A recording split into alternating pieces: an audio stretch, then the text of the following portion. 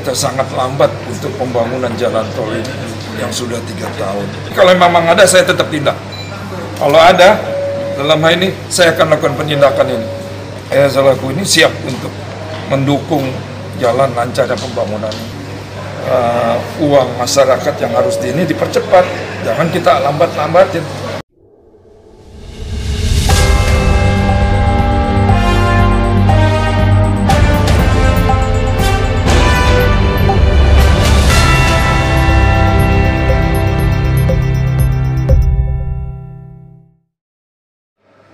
Wakil Polda Sumatera Barat, Brigjen Pol Edi Mardianto menyayangkan lambatnya progres pembangunan tol ruas Padang Pekanbaru, terutama seksi Padang Sicincin. Pernyataan itu diungkapkannya, usai rapat koordinasi percepatan pembangunan jalan tol Padang Pekanbaru di Ruang Jenderal Hoegeng Lantai 4 Mapolda Sumbar, Kamis, tanggal 17 Juni tahun 2021. Alhamdulillah, kita sudah lakukan pertemuan dari Pak Wagub, Pak Kabinda, Pak Kajati, dan para PJU kita untuk membahas mempercepat lancarnya pembangunan jalan tol Padang Pekanbaru ini. Dari hasil rapat ada berapa banyak lagi Pak lahan yang dibebas? Lahan masih banyak ya, lahan saya rasa. Mungkin tadi rekan-rekan juga sempat nguping. Tapi yang saya bilang tadi, lahan-lahan yang ada di sini tidak terhitung jumlahnya, masih kiloan meter.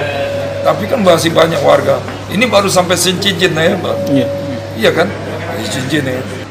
Ia menyayangkan, dikarenakan sudah 3 tahun lebih, namun pembebasan lahan juga belum rampung. Ia menilai memang ada permasalahan khusus yang menghambat proses pembangunan jalan tol Padang Pekanbaru tersebut. Sebenarnya saya sayangkan, kita sangat lambat untuk pembangunan jalan tol ini yang sudah 3 tahun. Ada masalahnya, itulah yang akan pecahkan lagi terus. Dan kita sebagai, walaupun saya Wakapolda sini, sebenarnya stakeholder masing-masing sudah bisa mendengar dengan keterlambatan. Terkait lambatnya pembebasan lahan itu, Edi mengakui selama ini belum ada pemeriksaan terkait ada atau tidaknya mafia tanah di ruas tol Padang Pekanbaru. Jika memang terbukti ada mafia tanah, pihaknya akan melakukan tindakan tegas. Kalau sejauh ini nggak ada ditemukan mafia atau apa gitu Pak? Mafia tanah? Mafia itu nggak ada, kita ini kan. Mungkin karena di situ menghambat ini, masyarakat kan menunggu nih. Ada yang tidak tahu, ada yang tahu dengan penjualan tanah ini. Selama ini kita lakukan secara selama ini belum ada kita periksa masalah kasus-kasus ini kan. Tapi kalau memang ada, saya tetap tindak. Kalau ada, dalam hal ini saya akan lakukan penindakan ini. Itu berapa kali saya kan, setahun ini saya ini, makanya kemarin masih bisa berjalan. Hal ini dikarenakan telah menghambat pembangunan proyek strategis nasional, yang sudah 3 tahun lebih tak kunjung selesai. Padahal, di daerah lain, seperti Lampung, Palembang, hingga Medan yang panjangnya ratusan kilometer pembangunannya telah tuntas. Bayangin, 2 tahun di Sumatera ini yang saya lihat paling lambat kita. Saya ngakuin tuh, saya lihat. Lampung, antara Palembang sampai Medan itu, 2 tahun udah ratusan kilo. Menurutnya, apabila pembangunan jalan tol Padang Pekanbaru ini nantinya selesai, ia yakin pasti banyak masyarakat yang senang. Terutama bisa lebih mudah dan cepat pulang ke kampung halaman, maupun sebaliknya. Siapa yang nggak senang warga di sini? Kalau jalan tolnya jadi, kalau dia bisa pulang kampung dari Riau ke Padang, Padang ke Riau, ke Medan, kan itu jalan suatu solusi ya. Selain itu, dengan adanya jalan tol ruas Padang Pekanbaru ini, diyakini akan berdampak positif bagi ekonomi masyarakat. Dengan alasan itu pula, pihaknya siap membantu untuk kelancaran pembangunan jalan tol tersebut hingga tuntas. Pemerintah ini sangat baik untuk membangun kota yang masih sebenarnya kalau bisa sekarang lebih udah maju, tambah maju lagi kota ini. Itu yang kita harapkan dari kita semua. Saya selaku ini siap untuk mendukung jalan lancarnya pembangunan. Kendati begitu, Edi memahami proses pembebasan lahan di Sumbar agak sulit dan berbeda dibanding provinsi lainnya. Sebab di ranah Minang memang banyak tanah adat atau tanah ulayat, sehingga butuh proses panjang dan butuh persetujuan semua pihak. Ya, makanya saya bahas di sini. Semua dalam hal ini pasti ada hambatan. Apalagi dalam proses masalah tanah di Padang ini berbeda, yang saya bilang tadi. Ada beberapa hal yang sangat membedanya. Nah itulah yang akan membuat yang kita bahas ini supaya bisa diselesaikan dengan secara sosial. Terkait hal itu, baginya semua persoalan pasti bisa diselesaikan. Salah satunya dalam percepatan pembebasan lahan ini, semua pihak harus kerjasama dengan nagari, ninik mamak, dan pemilik lahan. Kerjasama dengan nagari, kerjasama dengan ninik mamak, apa ini kan masih banyak.